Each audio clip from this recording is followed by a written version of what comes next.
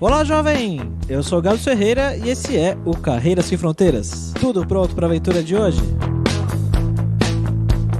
E nesse episódio a gente conversa com o William, um cara de São Paulo que fazia o curso de tecnologia lá na Unicamp, em Campinas, e que no último ano lá da faculdade, ele tava lá, tava tudo bem, ele tava pensando como seria a vida profissional dele, e falaram pra ele sobre um processo pra fazer mestrado no Japão e logo em seguida ir trabalhar direto em uma empresa. Essa empresa, inclusive, bancaria o mestrado e tudo mais. O William passou pelo processo, foi aprovado e foi então viver lá no Japão. Ele tem várias coisas legais pra contar pra gente relacionadas ao trabalho, né? Como é trabalhar com os japoneses, como é trabalhar com o desenvolvimento de software no Japão e diferenças culturais do brasileiro pro japonês no trabalho.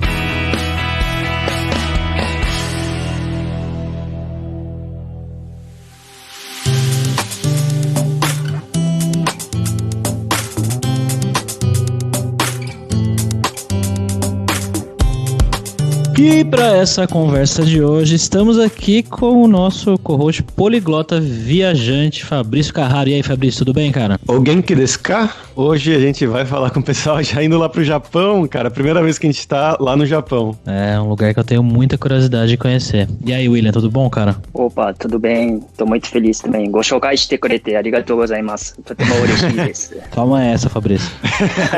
Já humilha, né, de cara.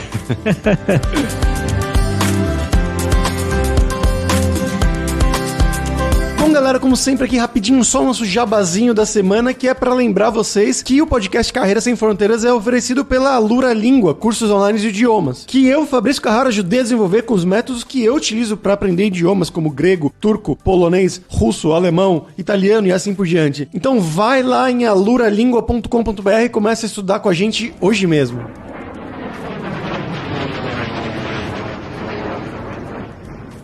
Bom, William, cara, conta pra gente um pouquinho dessa história, de onde que você é e como que você foi parar lá no Japão, cara. Então, Fabrício, eu sou de São Paulo, capital. No meu último ano de faculdade, a gente é colega da Unicamp, né? Meio estranho falar essas coisas, mas no meu último ano, enquanto eu tava fazendo estágio, um amigo me falou de um e-mail falando de uma oportunidade pra fazer mestrado no Japão, né? Na verdade. E eu só fui pra essa palestra e eles explicaram que essa oportunidade de mestrado, na verdade, seria assim, eles pagariam meu mestrado e depois que eu terminasse esse mestrado eu já entraria direto na empresa deles. Então eu fiz essa prova, fui aprovado e logo depois que eu me graduei na faculdade eu fui direto pro Japão praticamente. Eu terminei. E qual foi a sua graduação? Eu sou engenheiro de computação. Ah, legal. Isso foi em agosto que eu me graduei, em setembro eu já estava começando as aulas em Kitakyushu, que é na área sul, na zona sul do Japão. E depois disso eu fiquei nessa região por 2 anos. E quando eu me graduei, eu me mudei para Tóquio para trabalhar nessa empresa lá em Minatoku, a região bem central lá de Tóquio. Cara, mas como que... Tipo, é uma coisa que eu nunca nem tinha ouvido falar, né? Você fazer um processo para você ir fazer um mestrado e aí já entrar diretamente na empresa. É um negócio comum lá no Japão, isso? Então, não muito. É algo que aconteceu... No Brasil aconteceu só comigo. Eles estavam querendo contratar, pegar mais pessoas, mas não deu certo. E essa empresa, eles também têm filiais... escritórios, na verdade, nas Filipinas e na China. E por causa dessas ligações, eles também pegam alguns estudantes de lá, das Filipinas, da China, e por isso eu tenho alguns colegas de lá também. Mas é uma coisa muito específica dessa empresa mesmo. Não acontece muito lá, não. E você teve que passar por algum processo? Como que você conseguiu? Eu tive uma prova bem simples, não me lembro de ter sido algo tão complexo assim, e eu fui o único aprovado. Mas isso eu fiz no Brasil. Era a prova de computação mesmo, ou como? De computação. Programação, prova de inglês também, e um pouco de teoria matemática também, já que o mestrado foi relacionado a matemática e programação, né? E computação, perdão. Eu ia perguntar se você já trabalhava com tecnologia aqui no Brasil, já trabalhava com desenvolvimento? Já trabalhava, eu era desenvolvedor Android. Você já estava trabalhando oficialmente ou estava na faculdade ainda, né? Isso era um estágio mesmo ainda? Era um estágio e, na verdade, nesse mês que eu fui aprovado para essa bolsa, eu tinha acabado de ser efetivado, então eu era um efetivado efetivado ainda estudante. Entendi. Então você ficou pouquíssimos meses como efetivado, na verdade. Eu fiquei meio ano, coisa 5 ou 6 meses. E esse mestrado que você foi aprovado para ir lá, era um mestrado que seria ministrado em inglês ou em japonês? Ou os dois? Eles deixaram em aberto. A faculdade que eu fiz chama Waseda, é uma universidade particular, bem tradicional do Japão, mas no campus em que eu estava, eu poderia fazer o mestrado tanto em inglês quanto em japonês. Eu resolvi ir um pouco mais no seguro e fiz totalmente em inglês, embora eu tive algumas aulas em japonês também. Caramba, então você já falava japonês muito bem quando você saiu do Brasil? Olha, não muito bem. Assim, eu fui alfabetizado em português e em japonês. Eu sou de uma família relativamente tradicional, então desde criança eu ia em um turno para a escola normal e no outro turno para a escola de japonês. Então eu sei os hiraganas e os katakanas desde criança. Kanji é um pouco mais difícil. Eu já sabia um pouco de japonês. Eu fiquei um tempo sem estudar, durante a faculdade eu voltei a estudar e eu tinha um nível intermediário quase avançado. Antes de ir pro Japão. Mas já conheci o Japão? Não, foi minha primeira vez saindo do Brasil. Nossa. Nunca tinha saído do Brasil, nem pra passeio, nem pra nada, e eu fui pra ficar lá direto por 5 anos. Quantos anos você tinha, cara? Tava pra fazer 27. Então você tava no final da faculdade, você terminou a faculdade e foi pra lá. Isso. E como é que foi chegando lá no Japão? Como é que foi a adaptação? Conhecer os japoneses? Fazer amizade? Então, foi bem tranquilo, porque como essa empresa foi responsável por mim, e eles que cuidaram de quase tudo do meu processo, né? Então, visto, você recebe um documento para você aplicar no consulado e você já recebe um visto praticamente na hora, porque você já tem o que fazer e onde ficar. Para preencher toda a documentação também. Eles me mandavam uma cópia e falavam, você preenche desse jeito e depois você manda pra gente por FedEx, UPS, essas coisas, né? Então, eu tive um suporte fantástico deles em todos os processos. E morando no Japão, cara, vou te dizer que foi até fácil de me aclimatar por lá, porque como eu comecei morando mais pro interior, eu não tinha muitas coisas muito diferentes para vivenciar, então foi relativamente ok. A aclimatação aconteceu pouco a pouco, ela não foi imediata, por exemplo. Eu não fui diretamente para Tóquio, aquela maluquice. Pra Kitakyushu, eu fiquei lá no interior, onde os ônibus e os trens demoram 1 hora para passar. Comprei uma bicicletinha lá, ia pro mercado de bicicleta, ia pra faculdade de bicicleta. Uma coisa que me ajudou bastante, é uma coisa que eu descobri isso quando eu cheguei lá, e que a minha avó me avisou isso. Você tá indo pra uma cidade, e a cidade vizinha tem a prima da sua mãe, que mora lá. Ela é japonesa mesmo, e ela já entrou em contato comigo, e por causa disso eu tive com quem conversar sempre, né? Mesmo em japonês. Relativamente fácil pra eu me acostumar. Puta, o cara já foi com família. E o pessoal da faculdade, eram japoneses mesmo? Ou eram também filipinos, como você falou, né? Chineses e tudo mais? A grande maioria desse campus onde eu tava eram de chineses. Se não me engano, da minha turma tinha um japonês, um brasileiro, eu, 2 filipinos e o resto era tudo chinês. Assim, chinês. Tinha o pessoal de Taiwan também, né? E da ilha principal também. E eles faziam tudo também no mesmo esquema que você, a maioria em inglês, assim, das aulas? Ou eles faziam em japonês também? Tinha um pessoal que fazia mais em japonês. Existem um pessoal chinês que acho que como eles querem já ir morar direto no Japão, eles não estudam muito inglês, eles preferem estudar em japonês, então eles faziam as aulas em japonês. Mas isso dependia muito, como é que se diz? Não tinha uma maioria, era bem meio a meio mesmo. E rolava fazer amizade com essa galera? Ou eles eram mais fechados? Rolava, sim, eles eram bem tranquilos. A parte de você encontrar pessoas que têm um jeito de pensar diferente, né? Não só os japoneses, os chineses também têm um jeito de pensar que não é muito comum pra gente. Eles eram bem receptivos. Foi bem legal conversar com tanta gente diferente assim.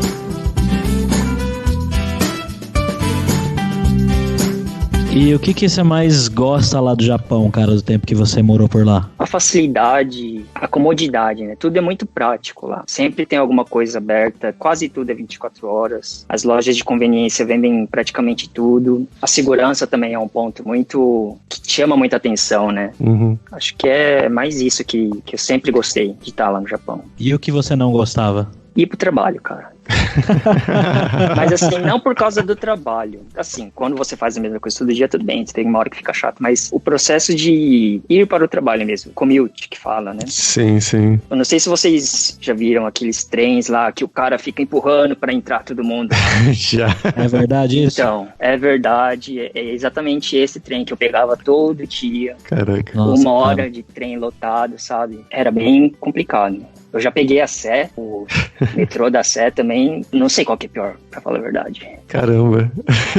Mas isso em Tóquio já, você disse, não na cidadezinha. Isso em Tóquio, quando eu tava trabalhando. Uhum. Quando eu tava na cidadezinha, eu não gostava do intervalo dos trens, né? Eles demoravam muito pra passar. Uhum. O ônibus também, porque não tem estação de trem em todo quanto é lugar. Então, pra você ir pra estação de trem mais próxima, você tem que pegar um ônibus, mas esse ônibus demorava 40, 50 minutos. Então, você tinha que ficar esperando. Apesar de que eles eram bem pontuais. Você chegava lá no ônibus, no ponto de ônibus, estava escrito lá, linha tal, 17h51. 17h51 ele para na sua frente pra você subir. Uhum. É uma coisa impressionante, assim. E quanto tempo que durou esse mestrado? Foram 2 anos. 2 anos inteiros. E você...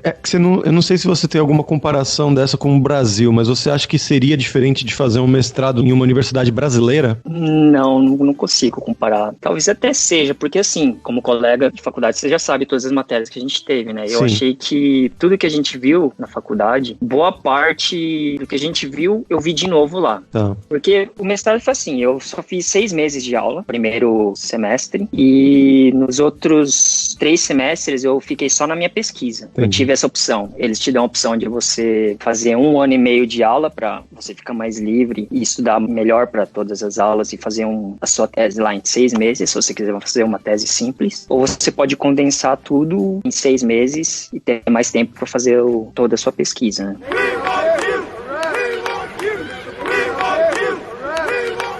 E saindo, bom, quando você terminou esses 2 anos, entregou a tese, tudo bonitinho, você já tinha, né, o contrato para começar a trabalhar na empresa, certo? Na empresa de Tóquio. Correto. Como é que foi esse começo para trabalhar numa empresa japonesa, né? Porque a gente ouve bastante coisa da vida de trabalho no Japão. O pessoal trabalha 20 horas por dia, volta, dorme na cápsula com a mesma roupa e vai trabalhar no outro. Tipo, histórias de terror, assim. Tem isso mesmo ou é lenda? Tem bastante. Existem muitas empresas que conseguem fazer pior do que isso. Nossa. E assim, essa empresa que eu trabalhei, não, eles eram bem tranquilos. Apesar de que eu fiquei 3 anos trabalhando lá, e desses 3 anos, se não me engano, quase 2 anos eu fazia hora extra todo dia. Então era sair de casa umas 7 e pouco, porque eu tinha que estar na empresa antes das 9, que é o horário que começava, e eu saía de lá 10 da noite, 11 da noite. Já cheguei a sair meia-noite de lá pra dormir no dia seguinte e já voltar pra lá. E assim, tudo isso demorando 1 hora pra ir e 1 hora pra voltar. Nossa.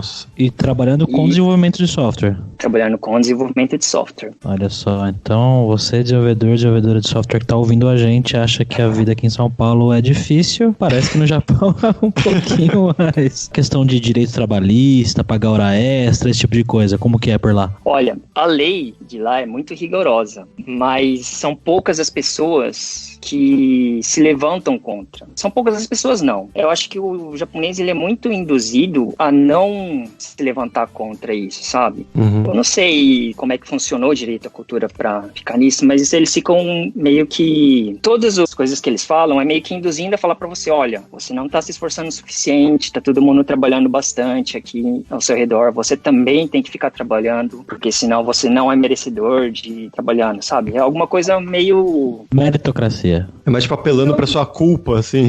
Apelando pra sua culpa, é mais isso, não é questão de meritocracia. Entendi. Eles ficam meio que mexendo com você, assim. Eu vi relatos, isso não é na minha empresa nem na minha área, mas, por exemplo, existe uma palavra em japonês chama karoshi. Não sei se vocês já ouviram falar. Já. Já sabe o que é? Era ocupado, Não. alguma coisa assim, não era? Não, karoshi. Ah, karoshi. Ah, então eu tô confundindo. Não sei. Então, karoshi significa morte por excesso de trabalho. Ah, Então, assim, eles colocam a pessoa pra trabalhar e ele fica lá 5, 6 dias trabalhando direto. Aí a pessoa dorme muito pouco, ele perde a sanidade, assim, e chega uma hora que ela fala, eu só vou conseguir me livrar disso se eu morrer.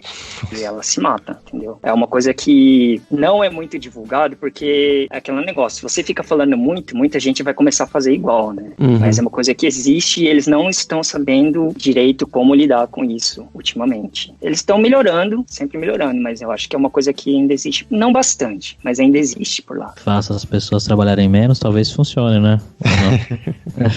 Então, o problema é que o japonês, ele vive para trabalhar. É, imagina. É como se a gente tivesse, por exemplo, trabalhando para poder viver, para poder passear, essas coisas. Tudo, a educação deles é você tem que arranjar um trabalho, você tem que trabalhar, você tem que trabalhar. Tudo para você é trabalhar. Se você não trabalha, você não é digno, sabe? Então, as pessoas que seguem muito isso, elas só sabem trabalhar mesmo. Por isso que é algo que acontece bastante por lá.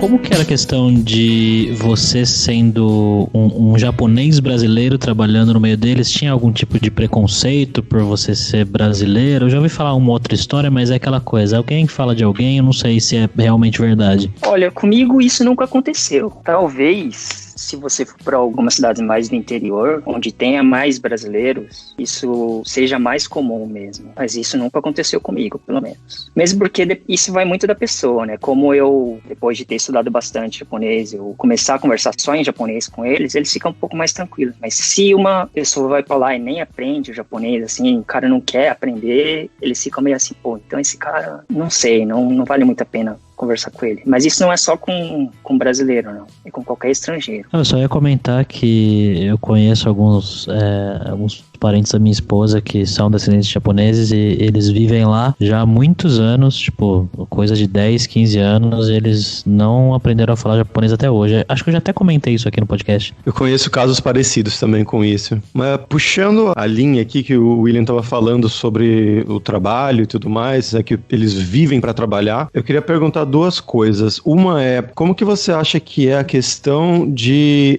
por exemplo, no Brasil, isso no mundo inteiro eu acredito que é muito mais homem do que mulher no mercado de trabalho de TI. No Japão também é assim, e só tem homem e que fica também nesse esquema de trabalhar, fazendo 1000 horas extras, ou você acha que tem mais mulher que do Brasil? E a outra pergunta é sobre as férias. Como é que funcionam as férias lá? Sobre essa questão de homem e mulher, no Japão é realmente muito mais homem. E isso não é só na área de TI. As mulheres, elas são, pelo menos nas empresas mais tradicionais. Se você for em alguma startup, talvez isso seja diferente, mas quanto mais tradicional for a empresa, a tendência maior é que tenha muito mais homem trabalhando. A mulher, ela é levada, condicionada, vamos dizer assim, a ser a mãe da casa. Então, eles são influenciados a casar cedo, a ter filhos cedo, e não existem muitos incentivos para a mãe trabalhadora. Então, a grande maioria das mulheres, quando tem filho, elas param de trabalhar. Mesmo porque existe um incentivo. Como o número de bebês nascendo no Japão tem diminuído cada vez mais, eu vi que o governo está incentivando as famílias a terem mais. Então, eles dão dinheiro para ajudar na criação da criança, né? Para que eles tenham mais filhos. Não está sendo muito efetivo pelo que eu estou vendo, mas é alguma coisa que eles estão tentando ultimamente. Qual que era a sua outra pergunta? É sobre as férias, como é que funcionava? Logo que você entra, você recebe 10 ou 12 dias de férias que você vai usar para folga, ou quando você tiver que ir pro hospital para fazer alguma coisa, ou quando você tiver que tirar alguma documentação. São dias de folga pagos, e também existem as férias de verão e as férias de inverno. As férias de inverno ocorrem no ano novo, lá pro dia 29 de dezembro, e vão até o dia 4 ou 5. Varia um pouco, dependendo da empresa. E as férias de verão, depende muito da empresa também, mas entre 2 a 5 dias que você tira entre julho e agosto. Você só pode tirar nesse intervalo. Se você não usar, você perde. E tem também todos os feriados, né? Feriado, por exemplo, dependendo do feriado, se não for um aniversário de imperador ou a fundação do Japão, se não me engano é esse o nome do feriado, esses feriados específicos, se caírem no sábado ou domingo, não transferem. Mas todos os outros, eles transferem ou para segunda ou para o sábado. Então você emenda. Pro sábado? Você trabalha no sábado também? Não, se cair no sábado... perdão, falei sábado, mas é sexta. Pra se sexta. cair no sábado, vai pra sexta. E eu lembro que você me contou quando eu tava lá no Japão, que você chegou a ter uma namorada japonesa uma época, certo? Sim. Foi no fim da faculdade e no começo da época de trabalho. Eu tenho uma curiosidade de saber como que é essa diferença cultural, assim, de você um japonês, mas brasileiro, né, com toda a cultura brasileira, com uma japonesa. Se você acha que é muito diferente a mentalidade ou se é bem parecida? Vai muito de pessoa para pessoa, mas eu acredito que tem muita coisa diferente mesmo. Como eu comentei agora há pouquinho, esse negócio de a mulher ser condicionada a ter que casar, ela sentia muita pressão em casar. Então, muitas das coisas que a gente conversava, uma hora ou outra, acabava desbandando para casamento, sabe? Tá, assim, muito na cabeça de todas elas, da grande maioria, pelo menos. Todas as outras amigas que eu tive por lá, japonesas, também falavam muito de casamento, de querer casar na igreja com um vestido branco, assim, uma coisa bem ocidental. É engraçado, né? Porque eles não são católicos lá. Não são, mas essa minha namorada, ela falou um negócio que eu achei muito engraçado. Ela falou que todo japonês nasce shintoísta, vive ateu, casa católico e morre como budista. Porque eles se aproveitam das melhores partes de tudo isso, assim, sabe? O negócio de shintoísmo é de você ter a boa sorte pro bebê, pra ele crescer bem. Eles vivem como ateus porque o catolicismo não é algo muito difundido no Japão. O casamento católico é porque é aquela coisa pomposa, o vestido bonito. Bonito, né? Todas aquelas flores na igreja. E a morte budista é porque o budismo trata a morte de uma coisa mais natural, assim, sabe? É mais pacífico pra pessoa. Agora eu tô na dúvida se é shintoísmo ou se é budismo, se eu inverti a ordem. A Carreira Sem Fronteiras é poético agora. Американская фирма Transceptor Technology приступила к производству компьютеров «Персональный спутник». Vamos lá agora para o nosso momento viajante poliglota aí com o Fabrício Carraro. E aí, Fabrício, o que você mais gostou lá do Japão, cara? Pô, eu achei fantástico, cara. Eu tinha um sonho, né, de criança, igual a maioria das crianças, principalmente o pessoal que assistia anime, né, no Brasil, que cresceu com Cavaleiros do Zodíaco, Dragon Ball Z e tudo mais. Você roubou minha fala.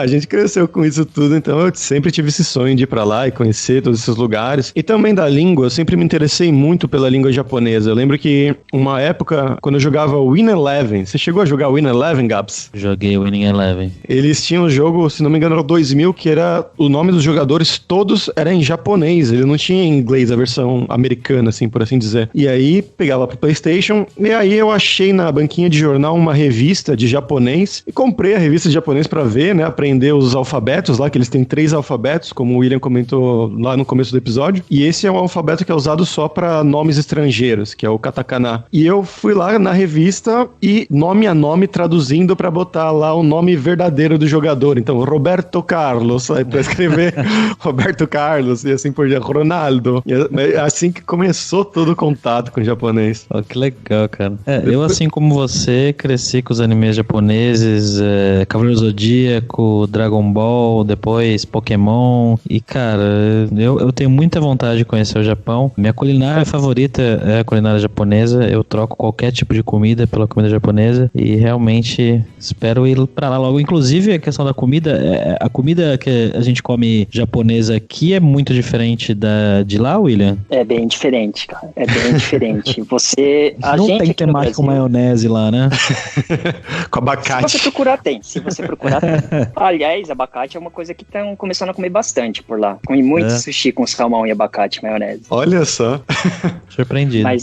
Mas sushi não é algo que você come todo dia. Eles comem muito lamen. Lamen é uma coisa maravilhosa. Praticamente cada cidade tem uma receita diferente de lamen. Se você for pra cidade diferente, você pedir qual que é o lamen tradicional daqui, você vai ter um lamen de um sabor totalmente diferente, de um macarrão diferente. É fascinante. Realmente. Eu lembro quando eu tava nessa viagem que eu fiz, eu fui pra 4 cidades. Foi Osaka, Nara, Kyoto e Tóquio. Quando eu tava em Kyoto, a gente foi num restaurante lá que tava com notas altas no TripAdvisor, em algum lugar que tava lá. E era um restaurantezinho pequeno, muito, muito pequeno, assim, tradicional japonês. E Esses são os melhores.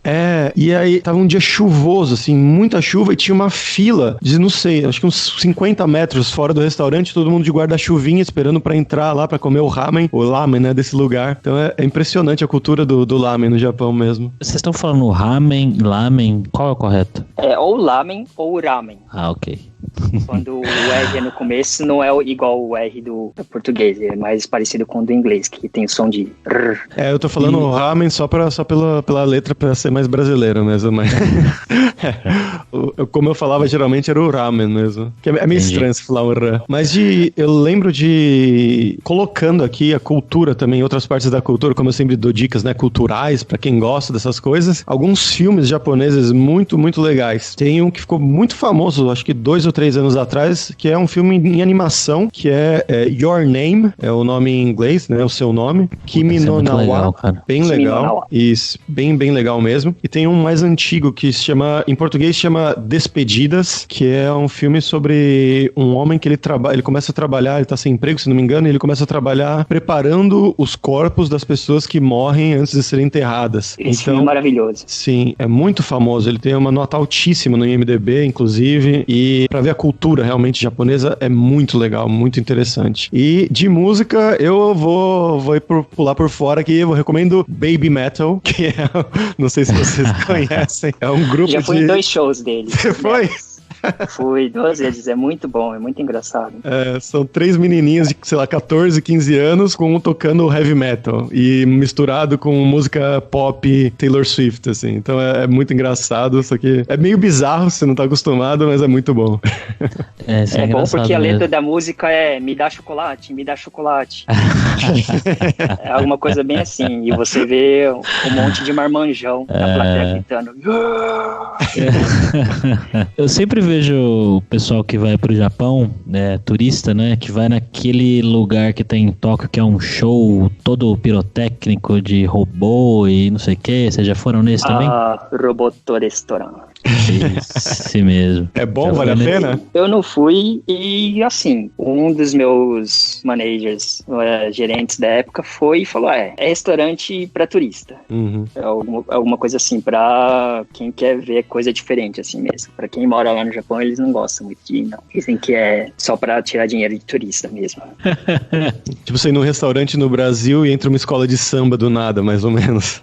É, praticamente isso. Um livro que eu li há um tempo atrás, alguns anos atrás, de uma escritora belga. Ela, na verdade, acho que não me engano, a mãe dela é japonesa, então ela é meio japonesa, meio belga. Cresceu na Bélgica, mas ela falava japonês nativo, né, como uma falante nativa praticamente. E ela resolveu ir trabalhar no Japão por um tempo, e ela conta histórias meio de terror, como essas que o William conta pra gente do amigo deles. O livro chama, em inglês é Fear and Trembling. Em português eu achei o nome aqui, que é Temor e Tremor, e outra tradução é Medo e Submissão. Então tem 2 traduções diferentes com nomes diferentes, mas é um livro muito legal, muito interessante para você ver também uma experiência de uma estrangeira, não tão estrangeira assim, vivendo lá no Japão. Se você se interessar mais além do podcast. E o link tá aí na descrição do episódio. Bom, William, agora vamos falar sobre dinheiro, cara. A gente escuta falar, né, de muita gente que vai pro Japão ou ia, não sei como é que tá isso hoje em dia, pra trabalhar e juntar dinheiro e depois voltar. Como é que era essa questão da grana lá pra você? Você ganhava um bom salário, o suficiente pra trazer de volta pro Brasil, pra ter uma qualidade de vida legal lá? Como é que era isso? Olha, o meu salário não era muito alto, não, pra falar a verdade. Eu tinha o suficiente pra poder pagar o aluguel, as contas e as refeições durante o mês, diria assim.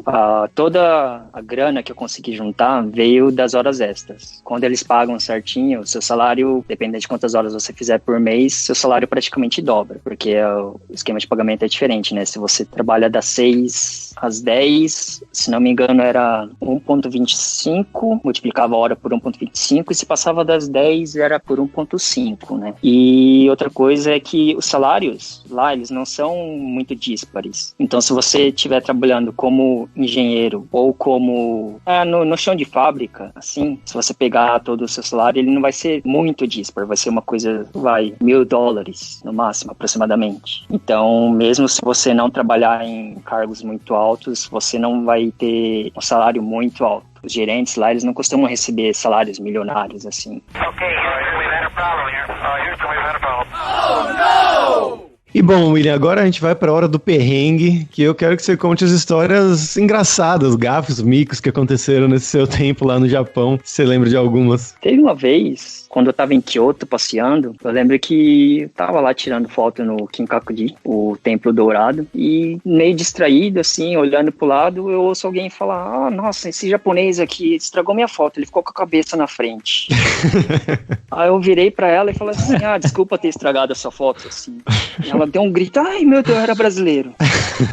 Isso aconteceu umas 2, 3 vezes, assim, o pessoal achava que era japonês e eu responder em português pra eles ficam bem assustados. Não, mas é boa essa, pô. Eu queria contar uma coisa que um conhecido meu reportou pra mim, que é meio bizarro, assim. Pode ser. Em respeito de trabalho meio pesado. Ele falou que antes de ele trabalhar nessa mesma empresa, ele trabalhava em uma empresa menor, em Sendai, lá pro norte do Japão, em que essa empresa realmente era punk, em que às vezes ele apanhava o chefe dele. Nossa. Ele não fez as coisas certas. Apanhava? Ele apanhava. Ele levava uns tapas na cara porque ele não fez a coisa no tempo certo, ou porque não fez do jeito que o chefe queria. Muitas vezes ele não podia ir embora enquanto o chefe não fosse embora também, mesmo que ele tivesse terminado tudo que ele tinha programado para fazer no dia. Eu lembro que ele contou que ele saiu desse emprego porque ele teve que fazer uma viagem de trabalho para Tóquio. Nessa viagem de trabalho ele entrou em contato com um amigo dele que também trabalhou na mesma empresa que a gente e falou, tô indo para Tóquio, será que tem alguma vaga para mim aí? Aí eles conseguiram uma entrevista para ele e meio que nessa escapada ele conseguiu entrar pra empresa dele, se demitiu da outra e veio meio que na surdina pra Tóquio. Foi um bagulho meio pesado. Aí o chefe veio atrás com uma faca. O pior pra ele foi que ele veio sozinho, ele deixou a esposa dele pra lá, sabe? E ele tem que ficar, não sei como é que ele tá agora, mas ele tinha que ficar mandando dinheiro pra lá porque ele não podia vir com a esposa, teve que vir sozinho. Foi um bagulho bem complicado que ele tava falando. Caraca, ele era brasileiro também? Não, ele é japonês. Japonês.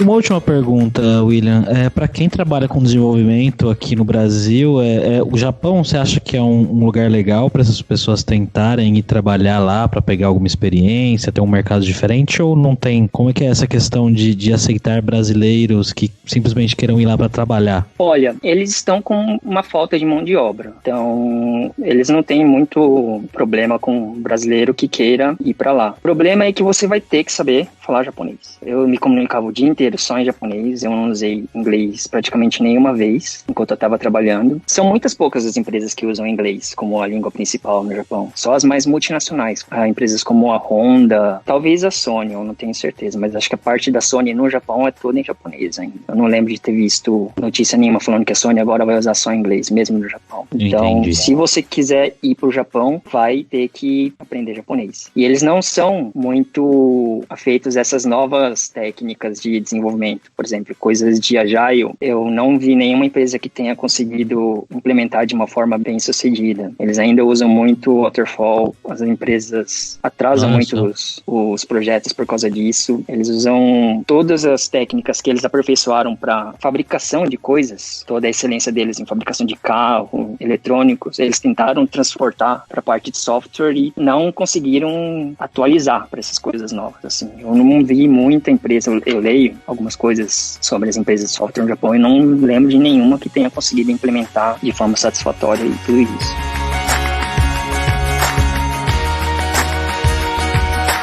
Bom, William, muito obrigado, cara, por expor um pouco aí do seu tempo pra contar pra gente. Tava muito curioso pra saber como é que era o trabalho com desenvolvimento no Japão. Acho que o pessoal aí que tá ouvindo a gente também. Eu que agradeço vocês me chamarem.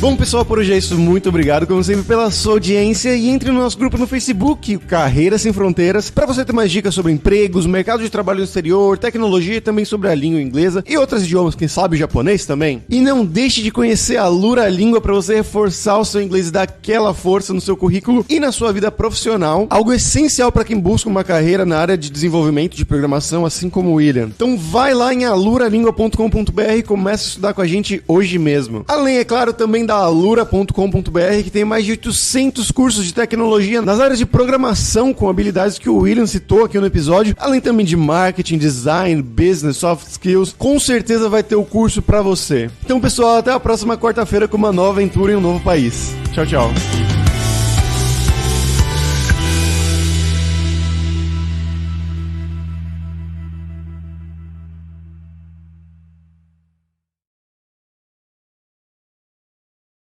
Este podcast foi editado por Radiofobia, podcast e multimídia.